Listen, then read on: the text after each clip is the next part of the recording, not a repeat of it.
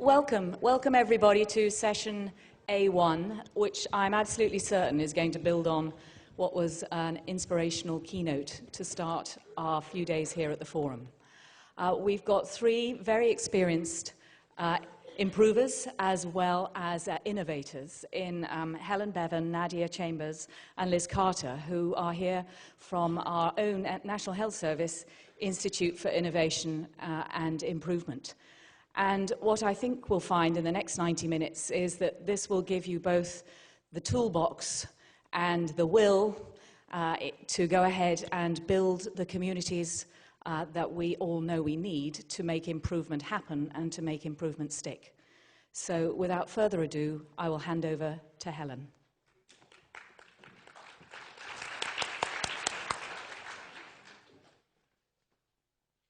Thank you, Trish, and good morning. It's fantastic to see so many of you with us today. And what we'd like to do, myself and Nadia and Liz, is to share a little bit of our story around how we've been working with, I think, a very powerful set of techniques and approaches from social movement thinking and community organising and built them in to our improvement work. In terms of how we're going to run the next 90 minutes, it's a session in two parts. Part A, I'm going to hand over to Liz and Nadia, and they're going to talk to you about our approach to mobilising for change at scale. And then we're going to have a seamless transition, and I'm going to take you through the last half an hour, which is about taking these principles of organising and mobilising and thinking where we may actually go with them. And, do they offer us a new paradigm in healthcare? So, Liz and Nadia, the stage is yours. Thank you. Thank you, Helen. Good morning, everybody. I'm Liz. I'm Nadia. So, first of all, we'd like to introduce ourselves. So, who are we? This is Nadia. Top right on the screen. Do you want to just move over a little bit? Course, there you yes, go. Everybody can see us. Thank you. It is a double act. This is Nadia in one of her many guises. Nadia in this picture is actually standing on Whitehall, which is where the Department of Health is in England. It's also the home for the Ministry of Defence. And the tall building that's sticking out of the top of her head is the cenotaph. So just to locate you, this is where we go every year on Remembrance Sunday to commemorate our dead. In the various wars. So Nadia's standing outside the Department of Health, all booted and suited, doing her corporate thing. So that's kind of one of the Nadias that I know. Right, next to me, in what I consider to be a much better headshot than mine, probably because she didn't have to take it herself, is Liz. Ready for work, looking very, as you can see, elegant and ready for action in a corporate setting. However, we do have other lives.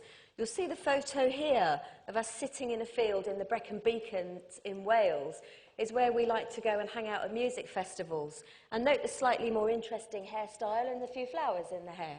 And can I just say something about that picture as well? One of the things that says to us is that we're not just people who work with each other, we're people who actually have become very good friends through doing this work.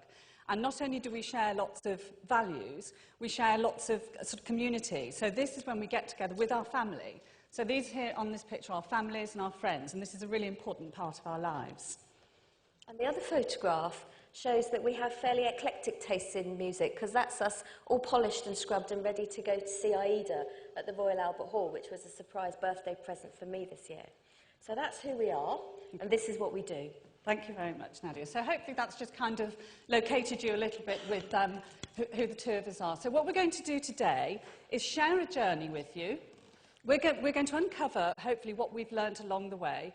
We'd like to surface some shared values, and we're going to exchange interests and resources with each other, which is my way of saying to you, this is going to be interactive. So we've got 60 minutes. It's not long. It is an interactive session, so if you're sat on your own, you might want to move along a little bit because you will need a buddy to chat to.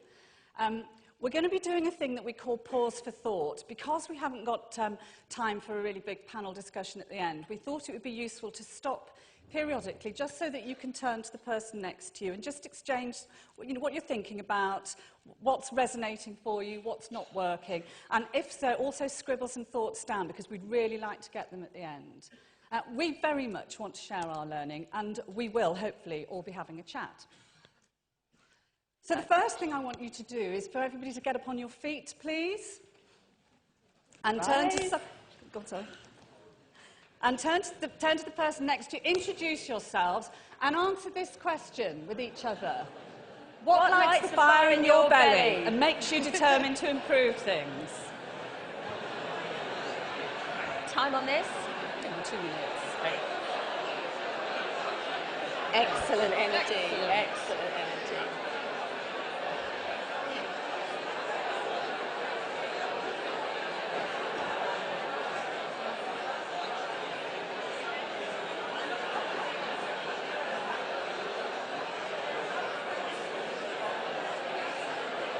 Very good. Really good. So if I do the feedback on this one, and then you, Yeah, and I'll just scroll through some slides. Yeah.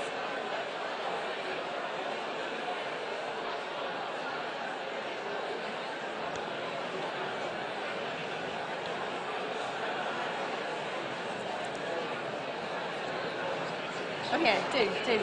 All right.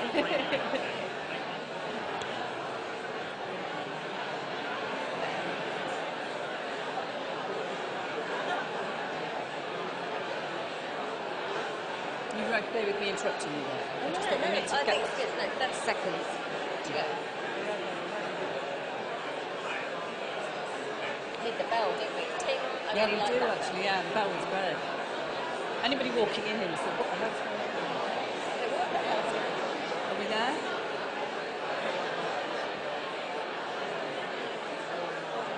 No.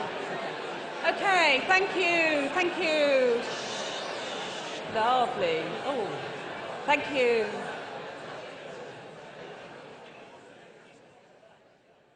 So my first observation is you're very obedient. So thank you for that. I really appreciate that. That makes this a lot easier. I think we had a real advantage that so many of you in the room, so the noise level went up straight away. But would anybody like to just shout out the sorts of things that you were talking about or the words that you were using? Just shout them out. Passion, thank you. Innovation, thank you. Anything else? There was a lot of noise. Thinking of other people, making a difference, patience, fantastic, thank you. What we saw and heard was obviously we got you on your feet, which gives us a good start.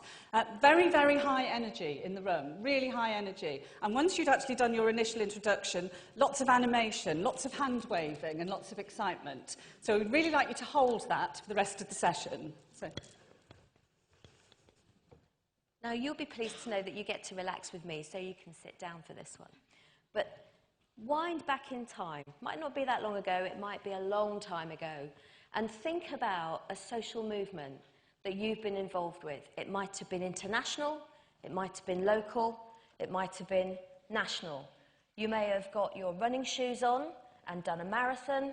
You may have been involved in a campaign that was to make sure that something very dear to your heart either got changed or stayed the way it was because it mattered to you. It was about what Maureen was saying this morning.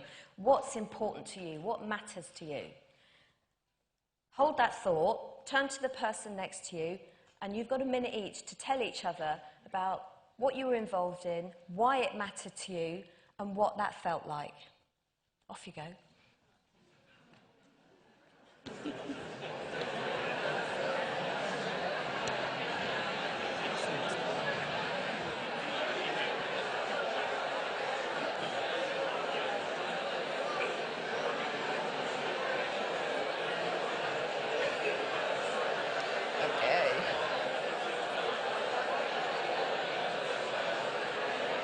In fact, you know, the other thing we should have said, Paul Plesek always does this at the beginning of this. He says, this session is on blah, blah, blah. If that's what we're here to do today. If it's not, that's great. There's lots of other terrific stuff going on out there. And we should have thought... Okay, well, I'll put that into this feedback. Yeah. I'm just going to do a quick just one. So this might not feel comfortable for some people. Hopefully you've got the gist of what you need to do. Yeah. If you think you're in the wrong place, the doors are bolted now. You have to... Just a second.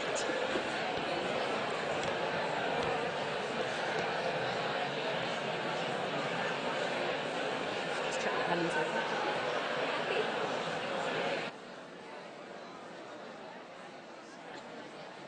A single thing that show. Yeah. Will do. You will have access to the...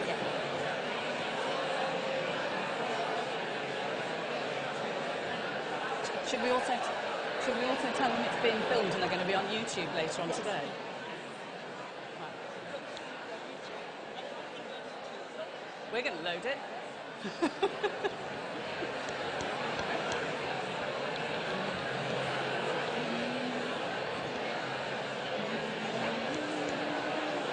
Seconds. Cool. And then I'll do a stop. And I'll just say, right, you know, any offers? What have you guys been doing? Okay.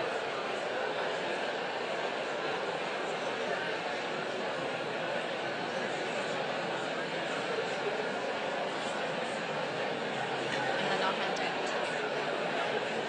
And then I'll just do the definition, the solidarity quote, and then go Yeah, into so once I said the doors are bolted and you can't leave. Yeah, you then can.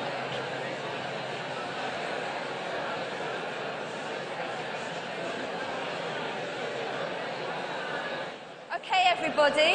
Okay. Oh, thank you. Back to calm again. Now, once again, energy levels right up, lots of animation, lots of passion going on there. So let me hear from the floor. What have you guys been doing when you're not busy improving? What matters to you and what have you been involved in? Shout it out. You're all talking about something. What were you talking about? Shared decision making. Straight at the front. Thank you. So running. What for? Shared experiences. Yeah. Sorry? Rocking, absolutely. Things that bring us closer and that make us a community. So you get the gist, you get the notion of why we're here today.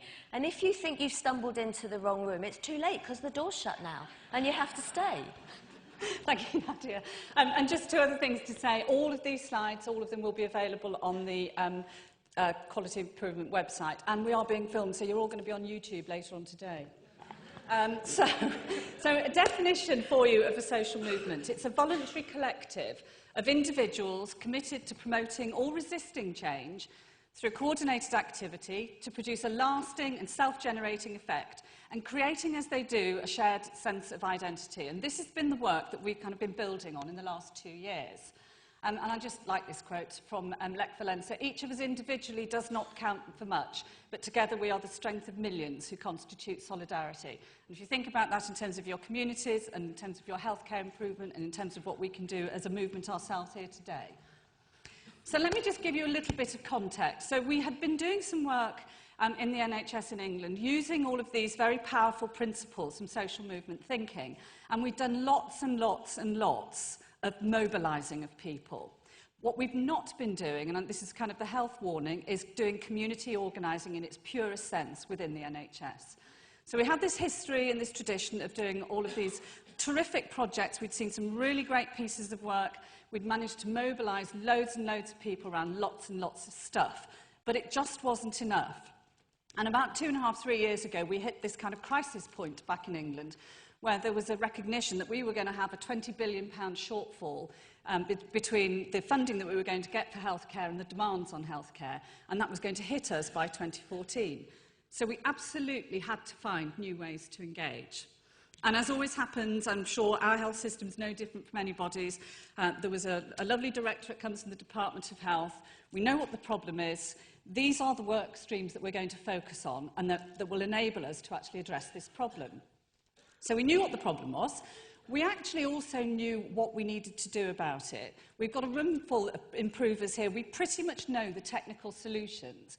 What was missing was the will to do anything about it and the why. Why me? Why now? Why should I do anything about it? And we did huge surveys across the NHS, and this whole message of quality and innovation was really resonating for people, but people were just not getting off their seats and doing anything about it. So we started looking at the literature, and this is one of the things that Helen's great at. But one of the big things that we've learned through this work is that relationships and opportunities are key. And Helen has a really strong relationship with the IHI and was invited to a session probably 3 years ago now with Maureen and Don Berwick and Professor Marshall Gans. Now, I'll tell you just a little bit about Marshall. I think some people will know who he is, but for those of you who don't, Marshall's a very, very interesting man. I would say he's probably in his late 60s now. He dropped out of Harvard as a 19-year-old, and he went across to the west coast of California to work with the Grape Pickers Union, and he became a community organizer and an activist. And he worked with the civil rights movement, and he brought about a huge amount of social change by organising people around things that really, really mattered to them. When he was in his late 30s, he went back to Harvard and he finished his first degree. And he then wrote his doctorate, which was based very much on all of the learning that he'd had in real time, not from reading books, but from going out there and organising people. And his programme is that he now runs an undergraduate, postgraduate. Many of you would have seen him speak at IHI as well. And he's a terrifically inspirational person with a huge amount of knowledge and learning to share. So we found him. Helen found him. He then spoke at the IHI, and then we did something that we've now learned. I don't think we did it intentionally at the time. A lot of this has been very accidental. We wrote a note to him. Actually, Helen wrote the email, and she said, "We need some help. Will you help us?" And one of the key learnings that we've had from this work we've been doing around community organising is you have to be really specific with what you're asking people to do. So we said, "Marshall, can we come and see you?" And he said yes. So how did we learn about this powerful, powerful methodology? Well, we went over to Harvard. We went to Boston, spent 2 days with Organising for Health, myself, Nadia, another colleague, Julia Taylor, who some of you will have seen over the last couple of days, and Helen, plus a couple of other colleagues. And we participated in a 2-day deep immersion Organising for Health training. And then a number of us did Marshall's online programme. So that takes place over about 3 or 4 months and got really immersed in all of the learning around, it's called Leading, Organising, Action, Leading Change. So that was kind of spring 2010, 2011. We then commissioned the Leading Change team, which is Marshall's team, to come over to England and to spend time with us running similar 2-day trainings. And we ran probably half a dozen of these trainings and probably trained somewhere in the region of 2,000 people in the methodology. And at the same time, we're just testing, trialling, and evaluating. We set up lots of little mini campaigns, and a really important early lesson again here, there's something really specific about this language.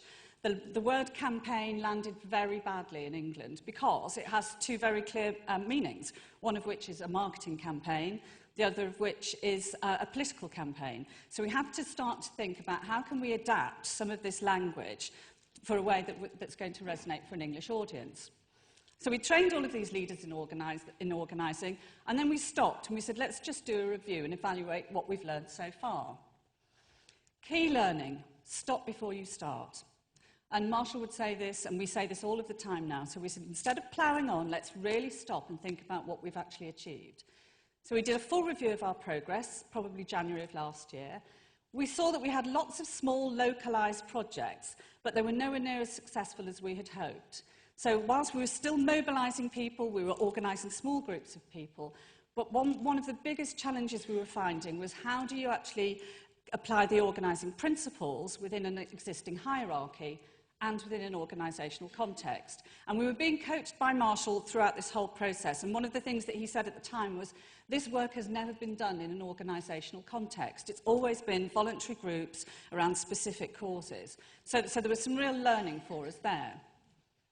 But, really important to say, we do know a lot about the very best of change traditions. We know a lot about traditional organisational development. It's got a great history and we've been using it for years. We know a lot about quality improvement. And we now knew a lot about key elements from community organising.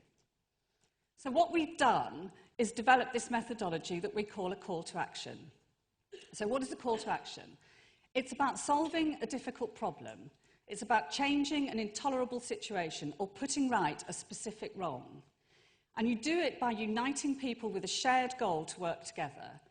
You commit to take specific actions, you build energy, and through doing that, you achieve change within a specific period of time. So there's some very key things in here about the ask, the building a team, and very specific period of time. So how do we set up a call to action? Well, the first thing we do is we determine the aims that we can all sign up to and the timescales for achieving those aims. And we make the timescales ambitious intentionally. We create a sense of urgency. We build a leadership team to oversee the work, and they're people who are absolutely engaged and connected with the work, because what we're looking for is a connection at a values base. We create a compelling story or narrative of why people need to take action and why they need to take it now, because if it's not urgent, then we don't do it. And we identify the different groups that we want to take action to achieve our goals. We identify the specific actions that we're calling on people to take, and we get organised so that we can sign up lots and lots of people. So we have a system, we have an online platform that enables people to sign up physically, and we have a strategy for recruiting more people, and we're always recruiting people. We're recruiting people today. We get lots of people taking action, and that way you build commitment and energy for change. And all the time, we measure progress, we learn as we go, and we plan our next steps. So how do we work? Well, we use people and the resources we have more effectively, and we do it collaboratively and strategically. And Maureen talked this morning about the resources people have in their communities. And we're not talking about money here. We're talking about passion, the energy that all of you demonstrated earlier, the knowledge that we all have, that's tacit knowledge, sometimes it's explicit knowledge. And we implement the call to action through every single level. So we do it nationally via a senior leadership group, we do it regionally via existing channels, and we do it locally through commitment groups. And this is a key difference between pure community organising. Because with community organising, one of the first things you do is you design your structure. What we have done is work within existing structures. And every relationship we build is intentional. It's based around exploring shared interests and values, harnessing new resources, actively seeking weak ties, as well as established strong ties. And I will give you an example of a very intentional relationship. I got an email yesterday afternoon around about 5 o'clock, which told me that there's a man here who I've been dying to meet, a guy called Alan Nye, and he was going to be at the forum. So I emailed him with a very specific ask. I said, come to our session tomorrow morning and come and meet me. And he's here. And that's what happens. Very intentional. And the call to action builds scale and pace. And it enhances work that is often already underway. We don't create new work. We go, what's already happening? How can we align it? And how can we really, really build it? And we work through existing hierarchies. So I'm going to give you a pause for thought now, because that's been quite a lot of talk from me. And just take a couple of minutes to talk to each other around what you've heard, what's interesting, what's resonating, and other things that you'd like to know more about. So if you just want to turn to your neighbour and have a quick chat. Okay? Is that speed all right? And really drive. Really drive. It describes it, and then, because then they can use that as a framework. What, just the one that goes back? The previous one, yeah, because that was lovely. That one? Yeah. That's great. Is that okay? Great. Yeah, really good. Pace all right? How are we doing for time? I think, and I think you're doing good, because I think, the thing that a lot of these people haven't got English as their first language. No, that's fine. And then the only thing I thought was weak ties, strong ties. Didn't explain it. I'll pick those up. Yeah, but that's... But Yeah, and you can illustrate them. But it was perfect. Thank you. Because I think it's then you, isn't it? I'll go on to the next slide. There's a picture which will be popped in, and we'll swap places, and I'll just stand back. which is the forward and backward button. And Alan was a gift to me there. I thought, I know what. Perfect. No, but it's nice. It's the story of us. It is, and it's the story now.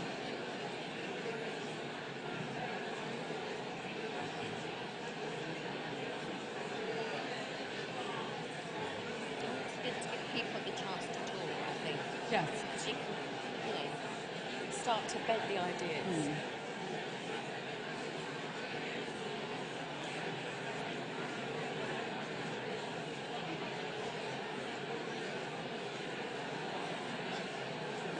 And the good bit is the IHIE types who are going to want to know about measurement. We answer all of that in the next session.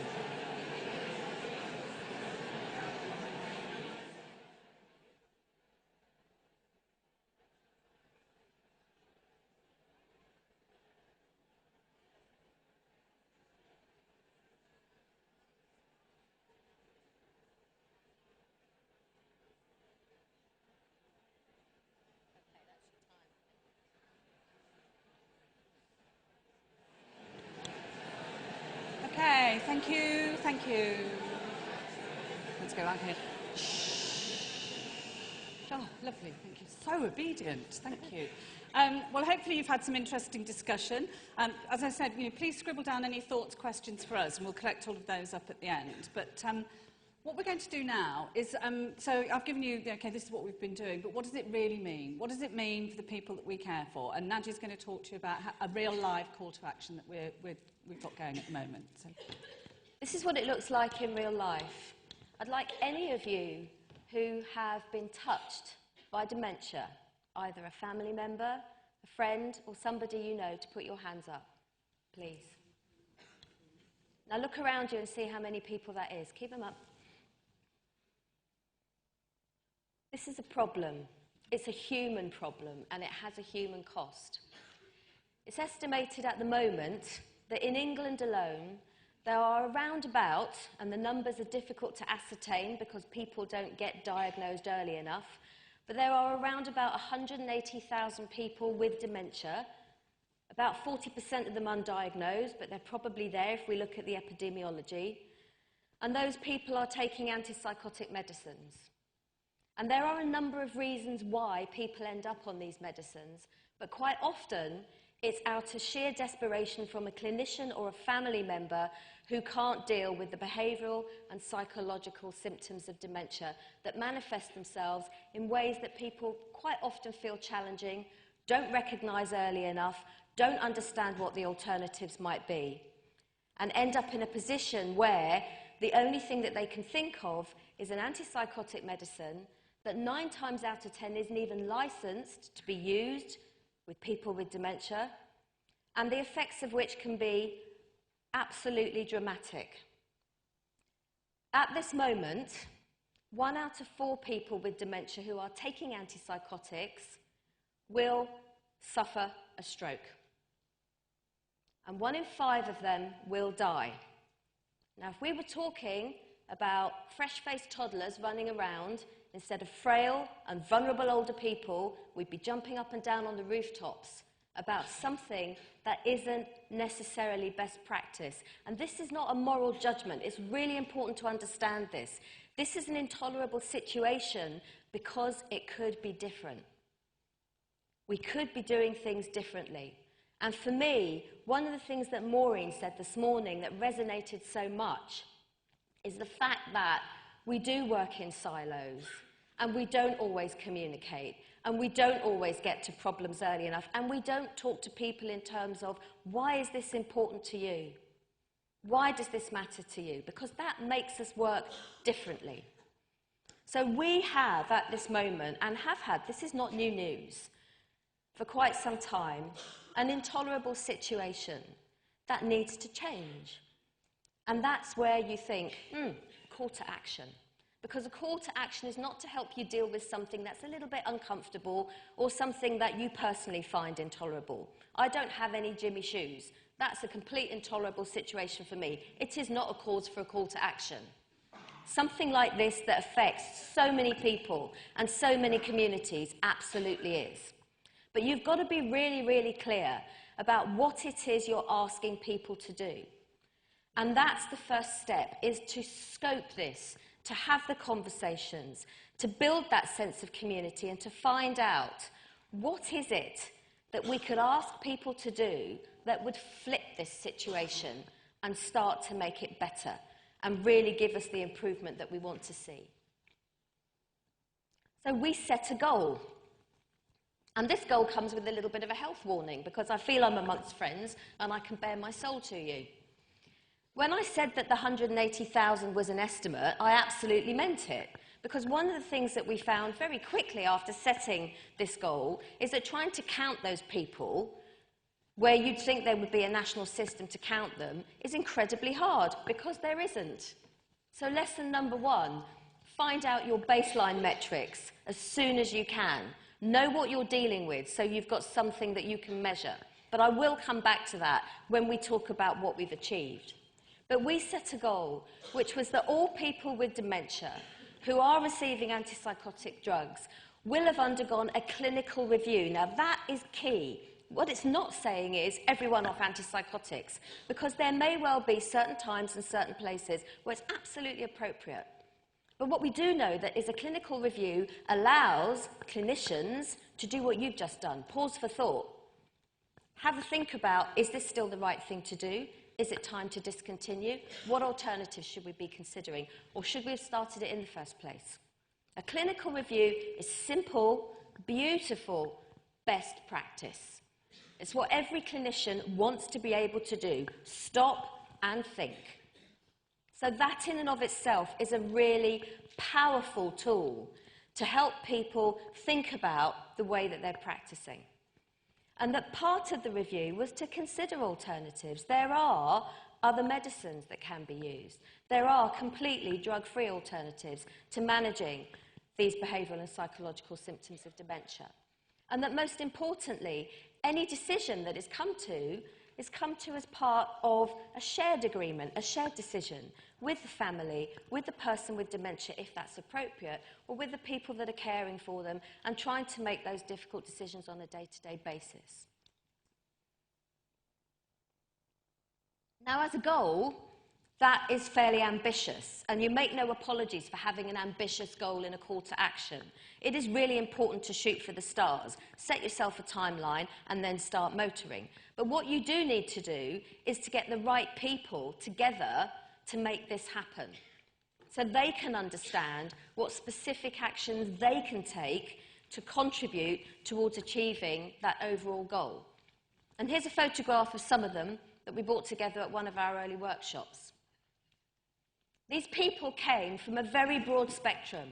We had some of the usual suspects there. Now, you might expect to get primary care physicians and community teams together. You might expect to get pharmacists. You might expect to get hospital doctors. But some of the people that we don't always include, our weaker ties, are people with dementia, their families and carers, but most importantly, supported by voluntary organisations, and in this case, the whole of the Dementia Action Alliance. That's 80 different groups who are utterly committed, drawn from the third sector, the voluntary sector, and professional bodies, to improving care for people with dementia. All came together, and this work sits under their umbrella. It is badged by the DAA as an outward-facing piece of work. That's really important. That gives a very strong message.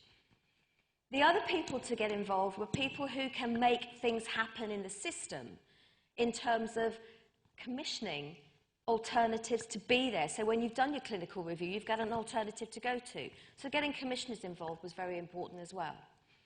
All of those people came together and started to think very, very carefully in terms of their own specific contribution towards achieving that goal. And the more specific you can make something, the more likely people are to do it. I'm guessing that, you're probably obedient because you're in an auditorium and you're with lots of other people. But the fact that Liz was very clear about stand up and talk to the person on your left-hand side does help. It gives you a clue. Let's get specific about what we're asking people to do. Having things that are goals that are ambiguous and are difficult to nail down doesn't give anyone anything they can hang their actions on. If you can ask people to do something and be very clear about it, they're much more likely to do it. We have a secret weapon in our call to action, and it is the pharmacists. It's as if the pharmacists have been waiting in the wings for this to happen and come their way. And we have a national clinical lead, Jonathan Mason, who has taken the leadership role as part of that national leadership level that Liz talked about, which is that first level of the call to action, and rallied pharmacists round a very specific action that you can see here.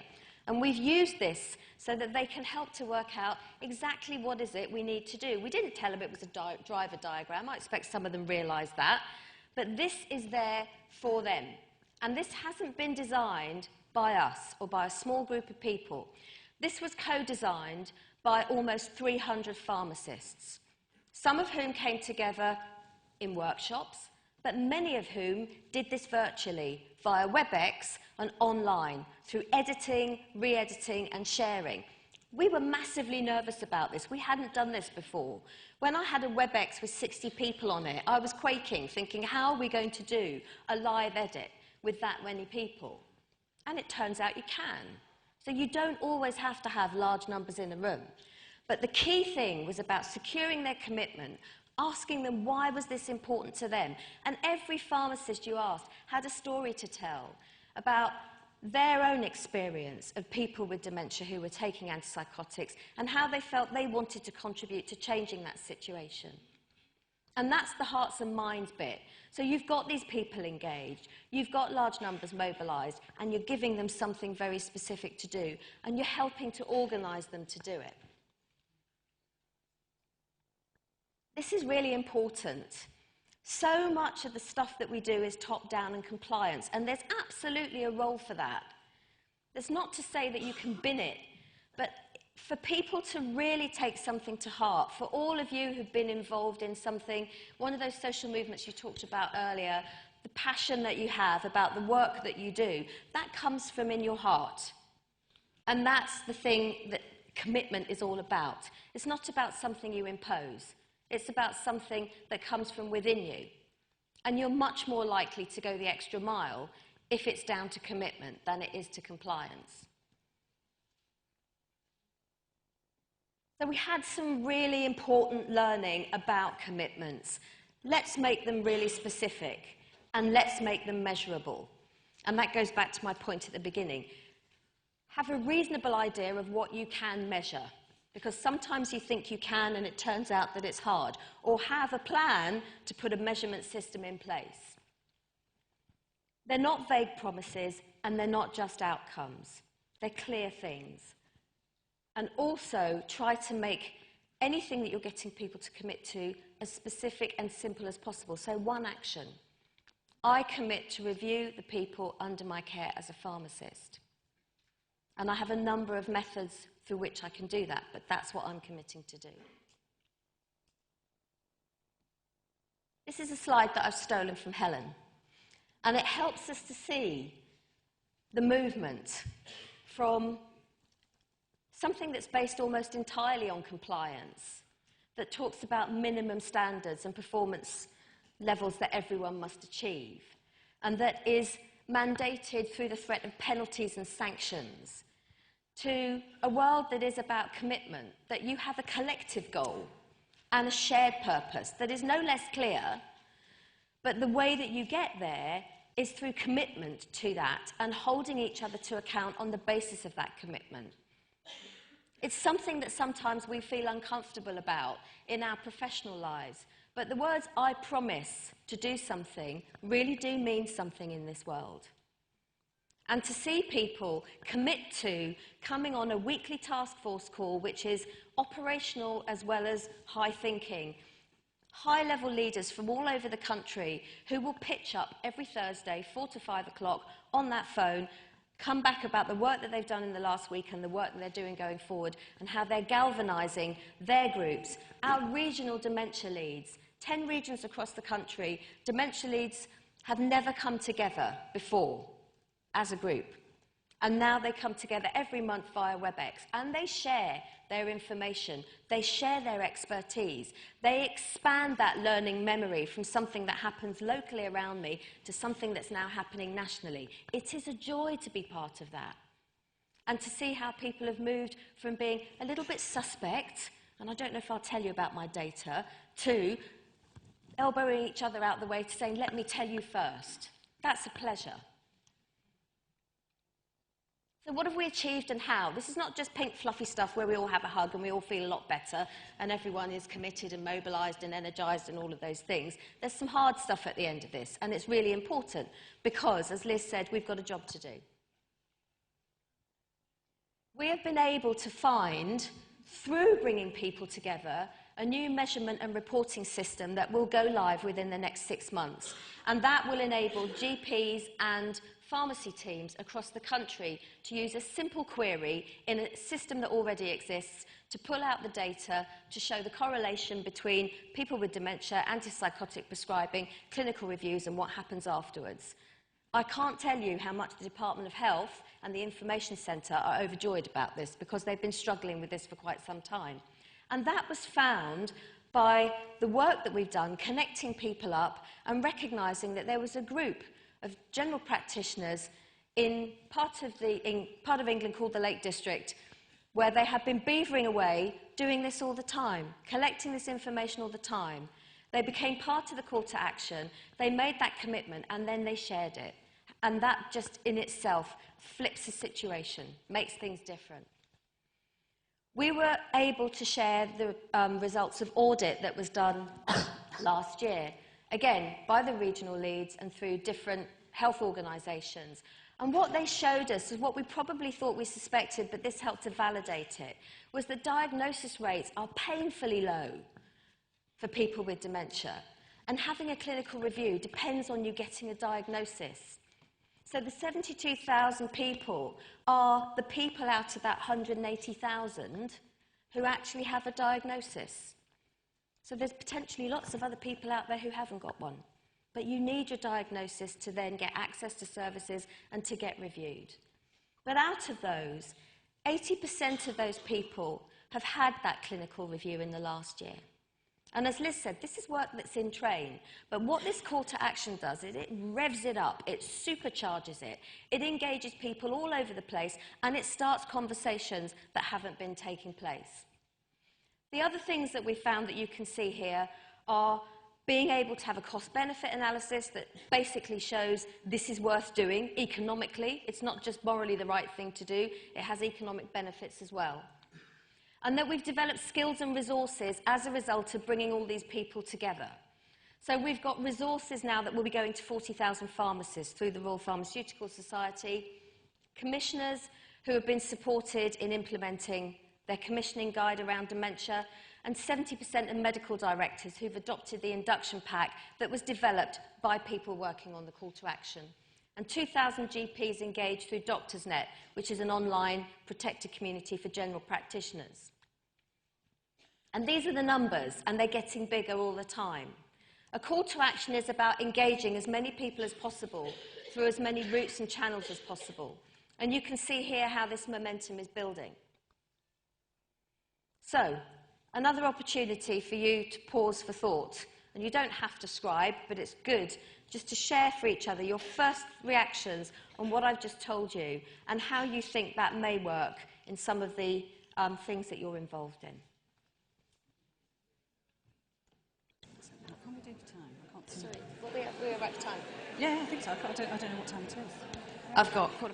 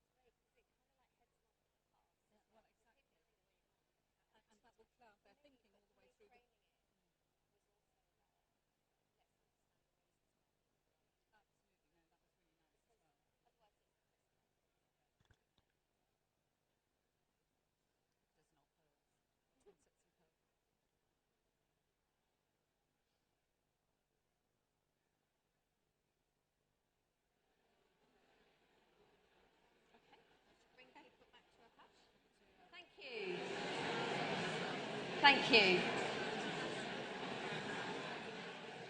So, you've heard the work that we have been doing and we're continuing our work with dementia. We're going to be looking at improving care for people with dementia when they come through acute hospitals. And we're going to be spending some time from now till the end of December focusing on the 20% of people who didn't get their review and all those other people out there who need to have that diagnosis. And Liz is going to tell you a little bit about the work that they've been doing with shared decision-making, because you went straight on to that, didn't you? We went straight on to shared decision-making, but not what I thought you were going to say, which was the shared decision-making for people with end-stage kidney failure. Where we started was we were tasked with looking at the shared decision-making arena, and we started some work around multidisciplinary teams. And we took all of the learning from the work that Nadia and her team had done and said, so who needs to be in the room, who needs to get committed? And all of the time, we just kept thinking, do you know, this doesn't seem to be resonating for some reason. It's really important work, but it's just not connecting at an emotional level. And there was a very specific day when Nadia and I sat on a railway platform waiting for the train, and we both just turned to each other and said, this isn't doing it for me. And we both went, how can we tell Helen? She's going to kill us, because we've done so much work already, and we really had done a huge amount of work. But really important, this stop before you start notion, because what we would traditionally do is plough on. We've said we're doing shared decision-making for multidisciplinary teams, we've set up a leadership team, we've done some work, let's keep going, but we didn't. And what happened, again, you know, life is full of serendipity, but one of the key things from this work is anything that makes you really stop and really make you think there's something that's viscerally appealing to me here is worth paying attention to. And that very afternoon, Nadia and I had been off to do a workshop. We were walking back through towards the railway station, and we both are doing the usual BlackBerry thing, and we both get an email from Helen, because we'd spent a lot of time saying, how do we tell her we're going to stop? She's going to kill us. And it was an email that just said renal at the top. And it said, I've just had an email from Charlie Thompson, who's a renal physician down in the southwest of England. And he's just pointed out this piece of research that says that 2/3 of the people who are on dialysis state that they regret the decision in the first place. And Nadia and I literally stood still in the middle of the shopping centre and said, what is that all about? So, some very intentional calls later, I then went and sat down with Charlie, spent some time talking to him. We looked at the research. It's flawed, but it's still real. So we looked at the research and we said, this sounds like something that we should be paying some attention to. And this lovely lady is Bernadette. And Bernadette is one of our patients, because one of the key groups of people we needed to get committed to this work were the people with end-stage kidney failure who are on dialysis. And Bernadette has been an absolute star. She comes to our meetings. This was the very first time we got together. She changed her dialysis session. She's on dialysis 3 days a week, to come along, because this matters to her. Her quality of life matters to her. All of those things that Maureen was talking about this morning. And what we've been able to do is really build on the learning from Nadia. So we're kind of supercharging in the way that she supercharged, but by really taking the key lessons. The gentleman that's sitting with Bernadette is a guy called Ashley Brooke, and he is our patient champion. And Ashley himself is a patient. He's not a kidney patient. He actually had leukemia, very nearly died, but survived, and has made it his mission in life to champion the National Health Service in England. He feels so strongly that all we ever do is tell all of the really bad stories and talk about what's wrong. And he said, I want us to talk about what's right. And where it's wrong, let's do something to change it. So we've engaged Ashley in the call to action for people with end-stage kidney failure. And it's been a critical connection to make. So our focus, you know, this isn't a goal, this is a focus, and I'll explain in a moment why we haven't got a goal yet, but we're very nearly there, is that all patients approaching end-stage kidney failure should receive the information and support they need to make decisions about the treatment options that are right for them at that time. And again, very key learning from the work that Nadia did. We need to get the data. We need to find out what's the size of the problem, what's the issue, and then we can articulate our goal. So we did the same thing. We got a group of people together, and here they are. One of my favourite moments of this day, we had a group of very great and committed renal physicians. We had renal nurses in the room, researchers. We had people from the third sector, from the Kidney Alliance. And Ashley had a little conversation with Bernadette, the person I showed earlier, in front of the whole room to talk about what the issues were for her. And her quote of the day, to say this in front of a group of renal physicians, was wonderful. She said, "It's my kidneys that have failed, not my brain." So these are the commitment groups that we have for this shared decision-making call to action. So we have people with kidney disease, their families and carers. We have a group of renal physicians. We have renal nurses. We have the research organisations and the support organisations who sit under the umbrella of the Kidney Alliance. So they are a separate group because they felt very strongly through talking to the people with kidney disease themselves that they actually had a different contribution to make. So building on all of the learning from Nadia and Dementia, we did a similar piece of work around the commitments. And this is the commitment chart for people with kidney disease, their family and carers. And we developed this in a similar way. We had the small group in the workshop. We then set up a WebEx. None of these people had ever done WebExes before. Ashley literally went and sat in their homes with them and showed them how to log on and took them through the process. They now meet every month via WebEx to talk about all of these issues and to decide how they want to take action. So these are their commitments, these are their actions, they're not ours. So we've worked very, very intentionally with them to develop this. So what we've done so far, because this is kind of early stages, we're in the process of establishing a baseline. So we commissioned some quantitative research, which we received last Friday. So that's gone out to the whole group because we wanted to see how people react to it. So we're not saying this is it and this is definitive. And that's already engaged a huge amount of energy amongst the physicians, the researchers, the patients themselves. They've all received it and they're all reviewing it to come back to say what do they think of the quantitative data. But we also have a qualitative piece that we're doing as well. And so we're doing some case studies and we're filming some people and that will all be ready in the next couple of weeks. One of the really important bits of learning from all of the community organising is you need to engage the heart, but you absolutely must engage the head. And so we've been doing those two pieces of work in parallel. We've developed a leadership team, and it's really important, by the way, to say this is not a linear process. A lot of this is it's activity that's happening concurrently.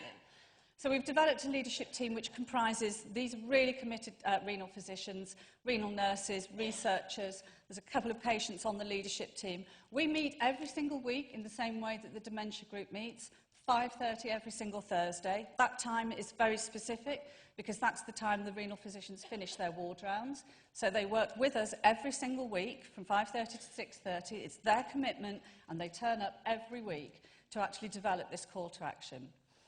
We've been working really hard on developing relationships. That's why Alan Nye is so important to me today. And we're looking for all of the relationships that we need to develop to really, really grow capacity in this work. We spend a lot of time strategizing. And strategy, by the way, in community organising is a verb. It's not a book. It's not a report. It's something that we do all of the time. And we're in the process of articulating the goal. So how many people are we talking about and what do we want to do with them? And we're developing the narrative. So what's the story that we're trying to tell? And we're also identifying reporting structures so that we can feed back as to what we've achieved.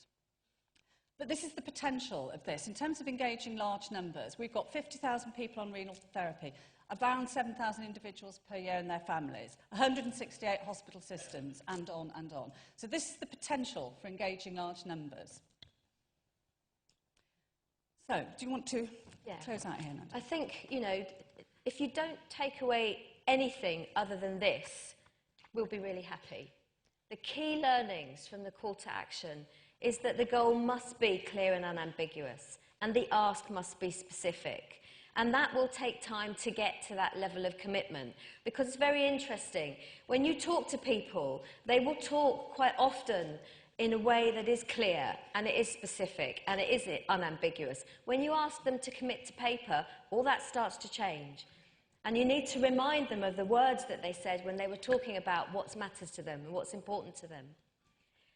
It's very, very important to get a broad constituency and secure support. The strong ties and the weak ties and the balance between the two is really important to emphasise. The weak ties will quite often get you quite a lot further along your journey than simply engaging with the usual suspects. And there's a deal of bravery around that and courage to be had about talking to people that you don't normally engage with. And take advantage of existing infrastructure. There are so many capable leaders out there, people who lead clinical teams, people who work in their local communities, people who are the voice and advocates for patients who use services and carers who support people who use services. And it doesn't negate the need for compliance, but it actually goes way beyond it. People who are committed will do what needs to be done. And that's so true. You don't need high-octane, not very earth-friendly fuel in your tank if you've got wind in your sails. And we've got loads and loads and loads, a hurricane's worth of wind in our sails right now. I'm going to hand you back to Helen.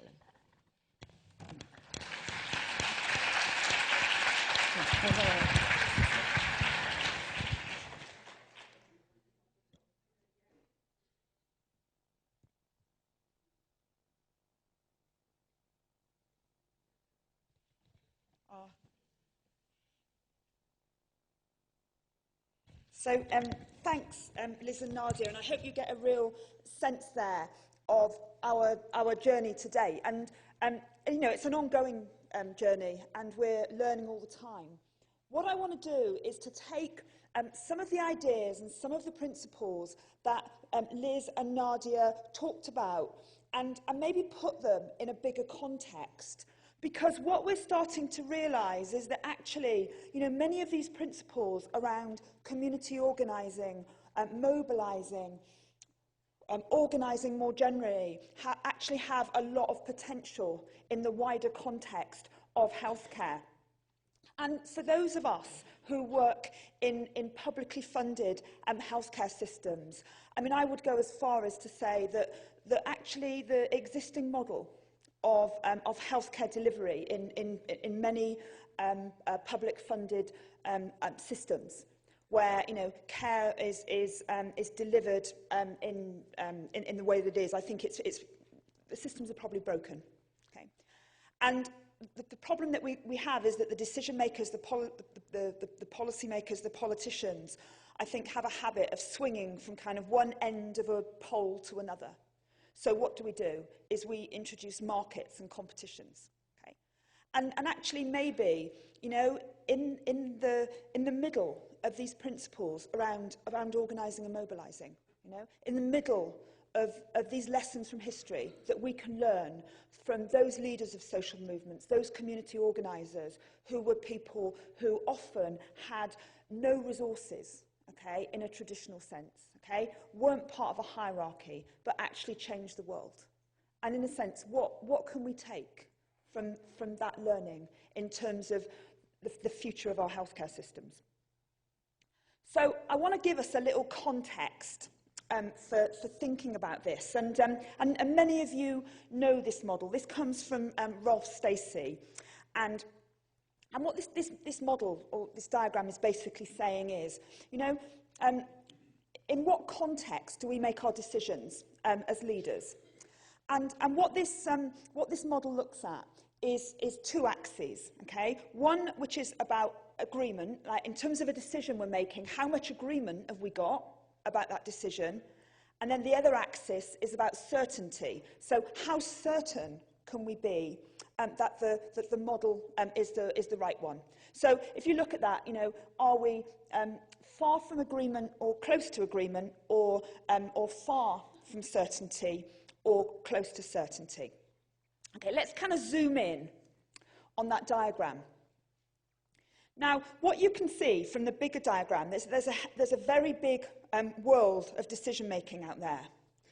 But the reality is, for most healthcare leaders, we make our decisions in a very small domain, okay? And we make a presumption about healthcare organisations that where we are, okay, is close to agreement and close to certainty. Okay? When you actually look at the kind of decisions that healthcare leaders make, we make them with that presumption. And yet the reality is, of the kind of world that we are increasingly existing in, is that kind of thinking, okay, isn't going to be enough. And in a sense, what happens is that when we make decisions with that kind of presumption, okay, when the reality is so much different, we create the propensity for chaos. And, you know, what I'd say is that when we're in a situation when our organisation is close to certainty, so we're pretty clear that the decision that we want to make is the right one, but we're a long way away from agreement, what we'll tend to do is use hierarchy and we'll use power. Okay? We'll use the power that we have in the system to make the decision. Or, on the other axis, okay, when we're close to agreement, like all the stakeholders agree this is the right thing to do, but, you know, the situation's complex, so we can't really be certain that this is exactly the right decision. What we'll then do is that we'll use vision and a sense of, you know, collective shared purpose for bringing about control and order. But what I'd say is that there are, in our increasingly complex world that we operate in as leaders of health improvement, I'd say that there are very big limitations to those ways of thinking, and I want to come on to that. Because really, I'd say, you know, where we need to operate is this zone of complexity here. You know, we're not talking about chaos. Actually, it's unpredictable, but it's not chaotic. There's lots of things that we can do to operate successfully there. But what I'd say is that as leaders, if we're actually going to operate in that zone of complexity, we need very different leadership skills than if we operate, you know, where we'd normally operate. So let's talk about power and vision and what's happening to them. Okay, first of all, let's talk about power. You know, when we look at our global context, you know, so many things are happening. You know, when we look at the Arab Spring and, you know, across a whole continent, how things are changing. Certainly in our context, last summer in England, we had a whole series of civil disturbances and riots. Okay? And when we think about the role that social networking is playing in that change and the extent to which people are willing to stand up and resist, okay, or the role that social media can play in disorder. When we look about the kind of growing role around the politics and the politics of who I identify with, who I am, and resistance. You know, we look at the Occupy movement across many countries. We look at the growth of disability rights. And then when we look at what's happening in public sectors and generally, you know, globally, a trend towards more market-driven models and more competition. And you know, the result of that around people's choice and expectation of responsiveness. You know, we see big shifts of power going on in our system. And yet, at the same time, you know, where's the power, okay?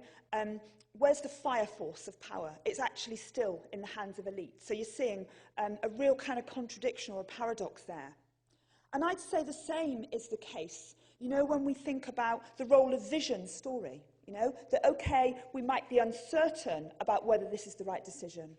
But if we can create a really strong vision, a sense of shared purpose, if we can build a strong story, then we can overcome that. Well, you know, increasingly that isn't the case. Because so many of our organisational stories, our system stories, have been about growth. I mean, we've gone as a system where we had 5 or more years in the English National Health Service of 6, 7, 8% growth every year.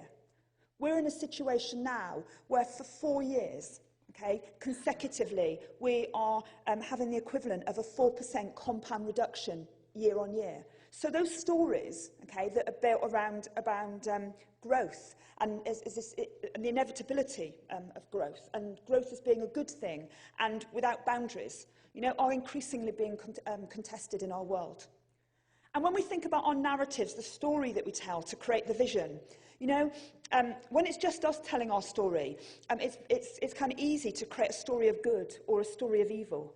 And yet, actually, the extent to which we now have access to global media means that those you know, simple narratives of good and evil, you know, they're not sustainable anymore. So even though with all those changes happening around our visions and our stories and the propensity of them, at the same time, storytelling is a huge element of what we do and a big part of our cultures. So in a sense, what we're seeing, I think, when we think about power, when we think about vision, is what I'd call a duality. You know, and I talked about a duality at the beginning. I talked about the duality between, on the one hand, you know, the classic, public sector healthcare system versus, you know, a market-driven model. That's a duality. Okay, we tend to swing from one to the other. And when we look at the people that are writing about leadership and transformation and ways forward, what we're increasingly seeing is this sense of duality, okay? A sense of polarity, that in our world, it can no longer be simple decisions, is it either A or is it B, swinging. That we're actually living in a world where we need to kind of hold multiple positions at the same time. So DeWitt and Mayer will write about the need for logic and creativity, you know, about being deliberate and being emergent. You know, Liz was talking about the need for the head and the heart. And Robert Jacobs will talk about how we build on the best of the past and the present, and we create a compelling vision of our desired future. Okay? Dodd and Favreau will talk about today and tomorrow, the whole and the part. And Collins and Porritt will talk about, as leaders, how we need to preserve the core and yet stimulate progress at the same time. They also talk about the tyranny of the or and the genius of the and. And again, exactly the same principle. What they're saying is that if we see it, is it has to be one position or the other. You know, state-funded healthcare or competition. That actually what we need to think about is the genius of the and, how we can hold multiple positions at once. And, you know, when we start to think about this in terms of where we are as leaders of health improvement, you know, we think about these polarities, okay? Polarity is a great word, I think, because what we're saying is we need to be able to hold different positions at the same time. We talk about continuity and change. You know, really interesting research done by Ronald Fry in the USA. What his research shows is that those organisations that are most likely to bring about transformational change are paradoxically those organisations that frame the transformation as a continuation of the existing system. Okay? So we need to be both planned and emergent. We need to be, you know, it isn't top-down or bottom-up and shifting between the two. We need to hold both positions at the same time. You know, we need both control and empowerment, freedom and equality, parts and wholes. We need to be both pragmatic and visionary, and so on and so on. So let's get back to this, this principle around mobilising and organising and these ideas and where they might take us. Certainly when I look at the system I'm part of in the National Health Service in England and other systems that I get to work with, I would say that the prevalent approach when it comes to healthcare improvement is what I'm calling here the management of change. And again, if we're thinking, you know, about dualities, okay, the genius of the and, I think there is a huge place in our system to bring in these ideas around mobilising and organising. Let's just look at both perspectives. You know, I'm calling this the management of change, okay? These are the basic ideas and principles that underpin the way that we typically go about improving health and healthcare. So if I work from the bottom up, you know, we're working with a fine academic tradition. There's over 100 years of research and evidence.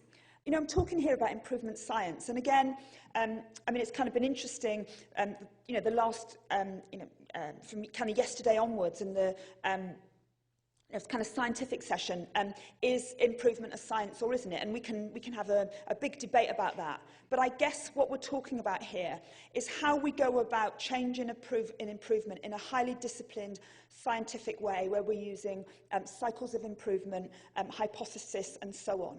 And, you know, when we think about that science, we can go right the way back to the early days of, you know, Frederick Taylor's scientific management, to many of the techniques that all of us are using now around Lean, Six Sigma, Model for Improvement, and so on. From the 1980s onwards, we can see the extent to which these improvement methods and approaches were being brought into a clinical context with clinical and medical audit. We can also add leadership and management studies.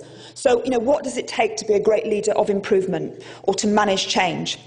And the last component that I would add to this heady mix is organisational behaviour. So the psychology of change, motivation. How do we get people to change? And again, what I'd say, I think that these ideas and principles have held us, in a good place. But are there enough, and do we need duality? And it's interesting, because when you start to think about community organising, mobilising and organising, what we also find is that similarly there is a strong academic tradition, 100 years of evidence. And I think as Liz and Nadia showed us very well, what we're taking here is learning from popular civic mobilisation efforts, community organising campaigns and social movements. What's interesting to me is that actually when you look at the history of the two, they are like twin lines of a train track. You know, each of them existed for 100 years, but in isolation from each other. And I think what we need to do moving forward is to think about how we can leverage the benefits from both. Okay, the genius of the and.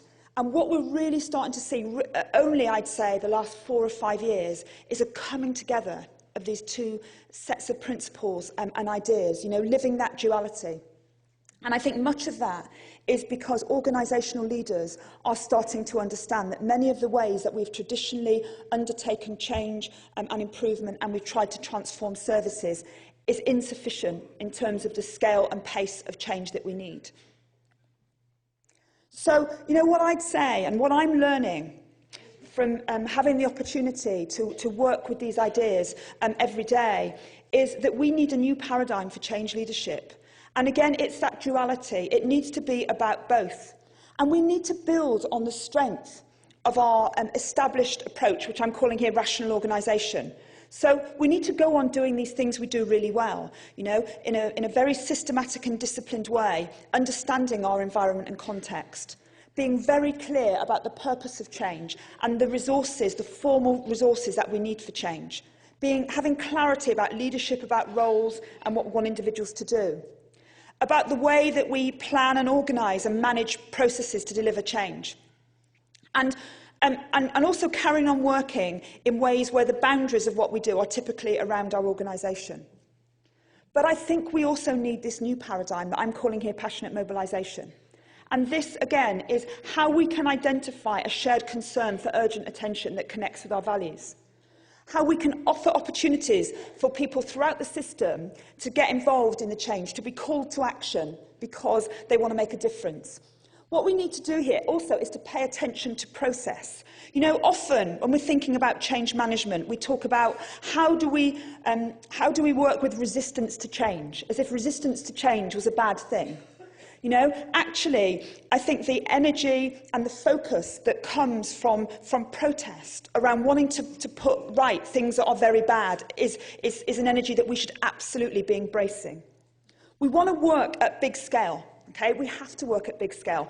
Liz said in the National Health Service in England, we've got a £20 billion gap. Okay, we're not going to get there. If we want to secure the future of our healthcare system, which is one that provides comprehensive care to everybody, funded through tax, there when we need it, regardless of ability to pay. If we want to maintain and secure that for future generations, then we've got to work at big scale, and we've got to involve everybody that can play a role. And our boundaries need to be much bigger.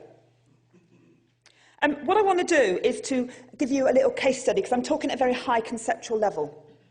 So what I thought I would do is carry on with the dementia theme that Nadia talked us through. And there were lots and lots of examples. But in a sense, what I want to show you is, I think, a very good practical example about how we're starting to build these ideas. What I've got here are some highlights from a report that was published by the Alzheimer's Society in Britain. And when you get the slides, I'd recommend you to have a look at this report. It's really fantastic. It's called Dementia 2012, and it's the first time in Britain when we've actually gone out to people with dementia and found out, as Maureen would say, what matters to me. And when you look at that, You know, what we get a sense of is how people with dementia are being very badly let down by society. Because overall, we've got about 800,000 people with dementia, and about half a million of them are in situations where they're depressed, they're lonely, or they're anxious. And in this survey, the Dementia 2012, what it showed was that 61% of the people surveyed who had dementia were lonely, 77% were anxious or depressed, and nearly 2/3 of them didn't feel like they were part of their community. And almost half the people with dementia said that they thought their carer wasn't getting the support from the wider system that they needed. So one of the kind of strategies that's really starting to build across England and across Britain that I think is got huge promise is this idea of dementia-friendly communities. And a dementia-friendly community is it can be any level. It could be a big city, it could be a little village, but it's about people coming together, okay, across that community, taking collective responsibility, okay, to improve the ability of people with dementia to remain independent and to have the choice and control they need over their own lives. So I was going to show you a couple of examples of this. So the first one is Plymouth in the southwest of England, and I think Plymouth has been a real pioneer. And this was a photo from May last year, 11 months ago, and this was leaders in Plymouth, and they were signing the declaration of the first Dementia Action Alliance of a city, and their aspiration is to become a dementia-friendly city. Okay?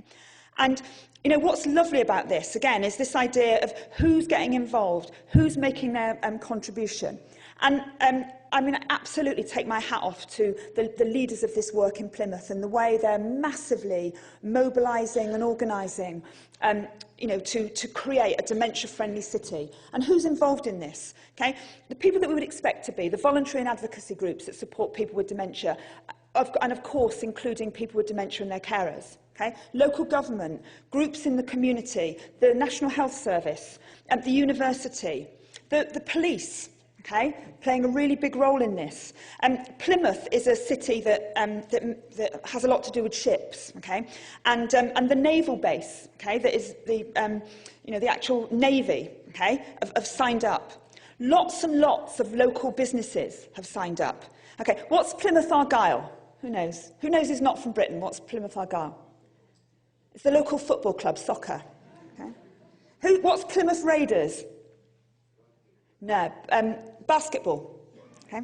So the basketball club have signed up to help Plymouth become a dementia-friendly city. And the way that we tend to be organised in England is we have like parishes, which are small rural communities. And the first 5 of them have signed up to become dementia-friendly parishes. And the idea is that they want 30 to become dementia-friendly parishes. So what I want to do now is just show you a little film, okay? And this is from another place that is aiming to become dementia-friendly. And this is from Ripon in Yorkshire. And I wanted to show you this around, you know, this whole sense of collective responsibility. Yeah? And what I'm going to show you is a little film. And it's a little film about a butcher's shop, okay, in Yorkshire. And a butcher's, like a shop that sells meat, okay? And this shop, this business, has signed up to be part of creating a dementia-friendly community. So I'm just going to show you this little film. With an ageing population, the numbers suffering from dementia is set to rise to over 1 million over the next decade. Staff at this butcher's shop in Ripon have been specially trained to help customers with dementia.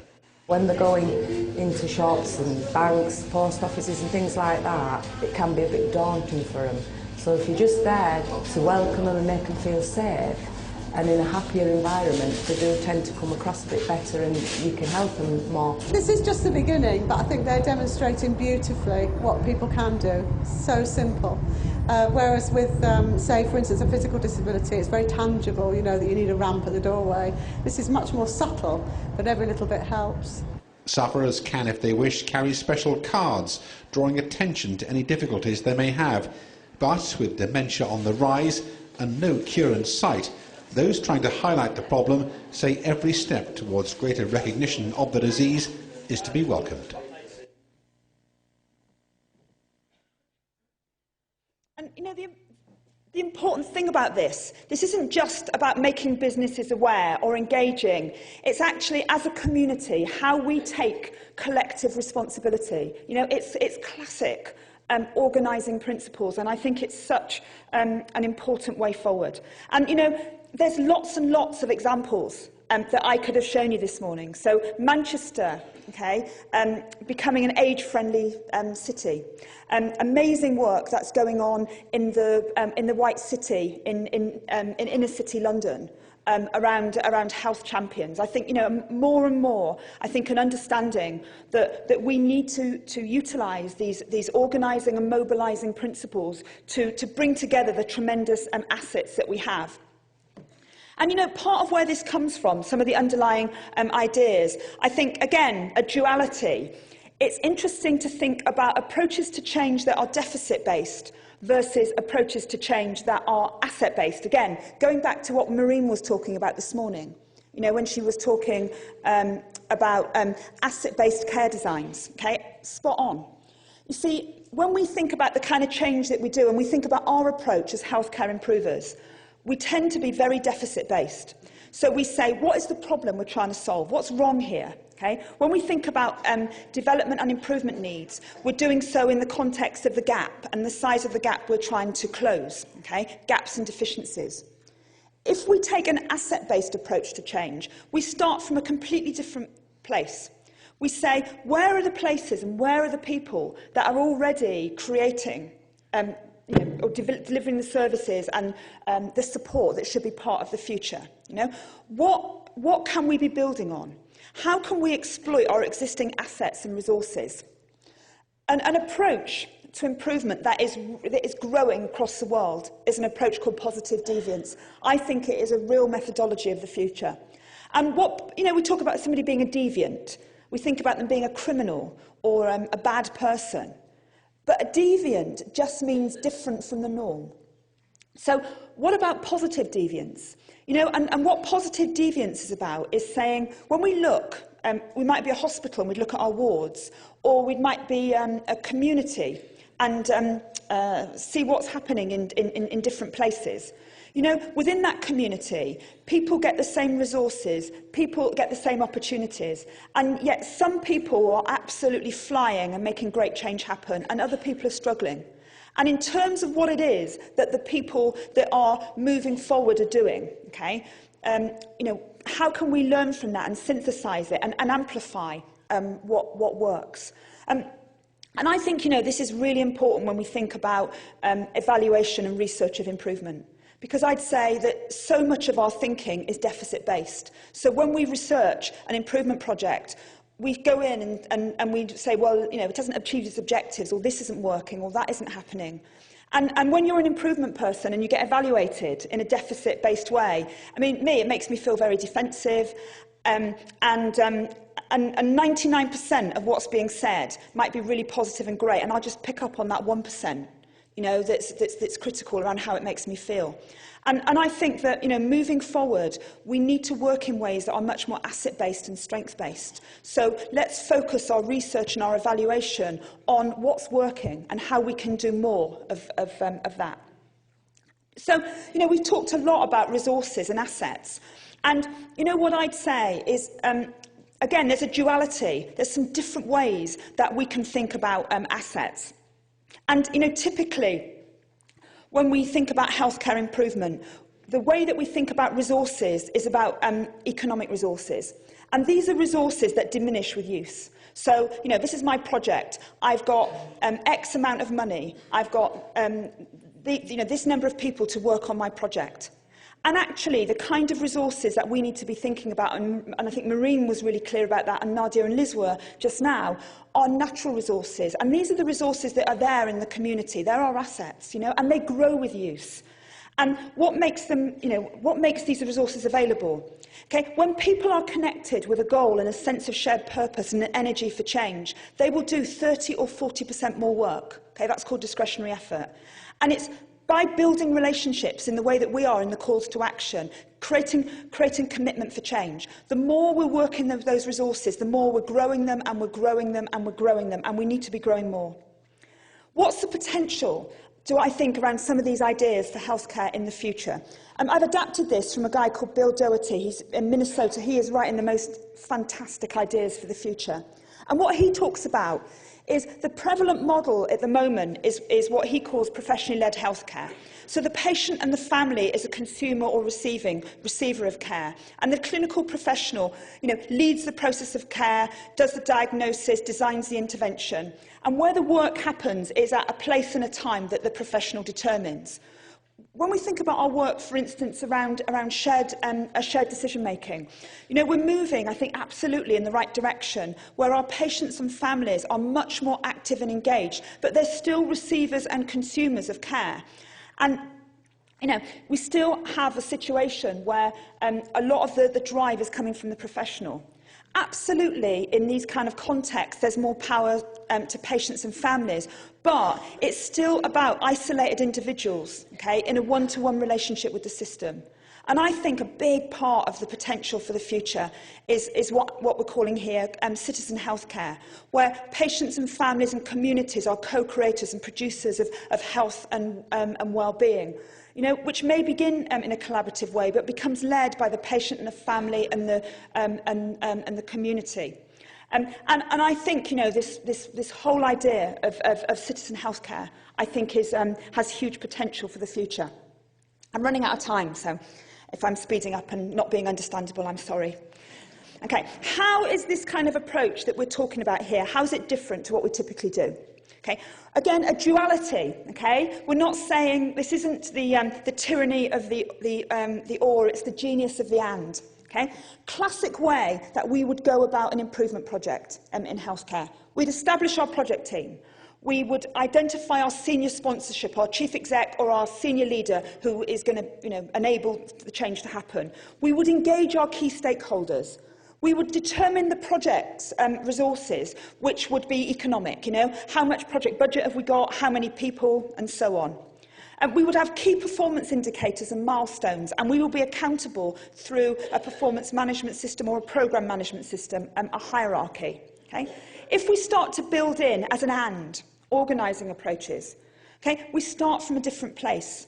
We want to recruit a broad constituency of people and call them to action so that we can create a sense of us, okay, a big us, with a common goal and a sense of shared purpose rather than us and them.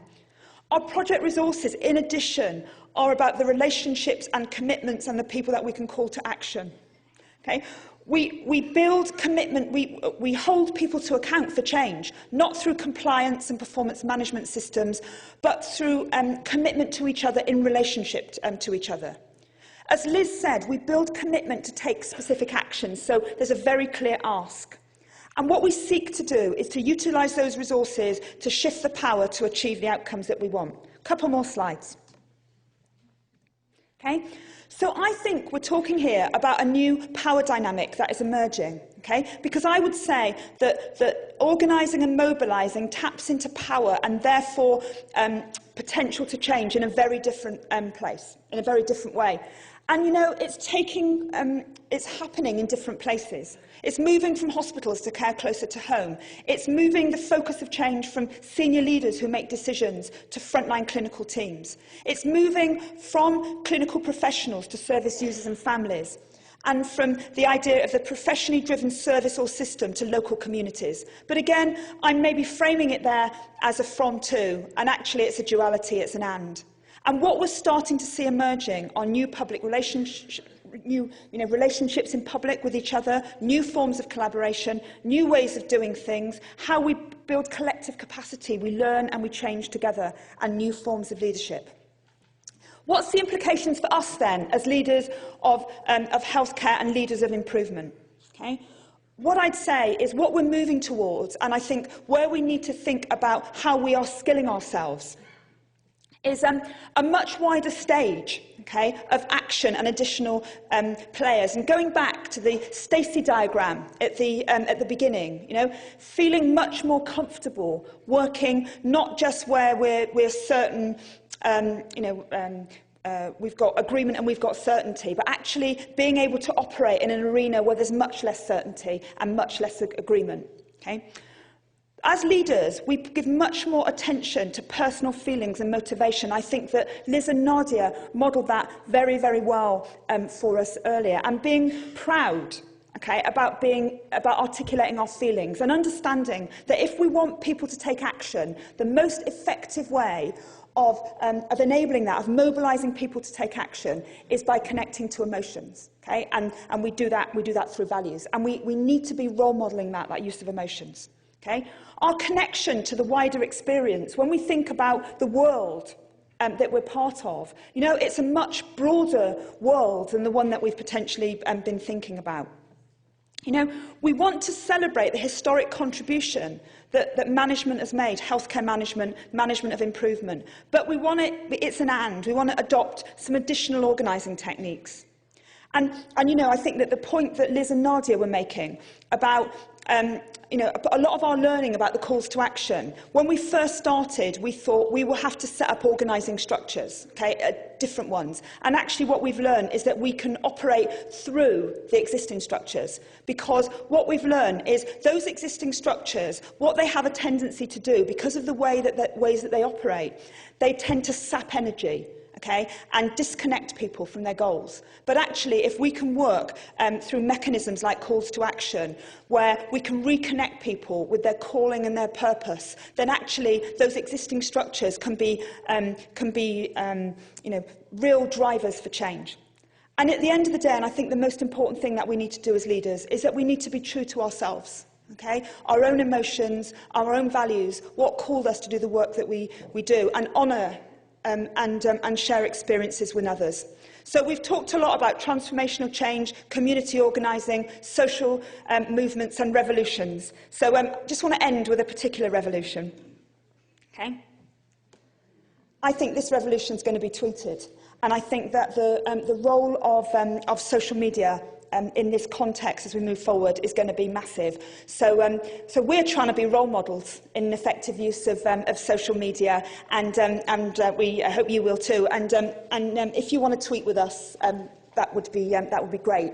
So I hope you found the last hour and a half kind of stimulating, giving you some ideas, giving you some practical ways forward. But to end, I would say that I think we're very much still on our early journey around mobilising and organising principles. But I think the power of these kind of approaches to make a difference and help us to achieve the scale and pace of change that we need for the people that we serve, I think is massive.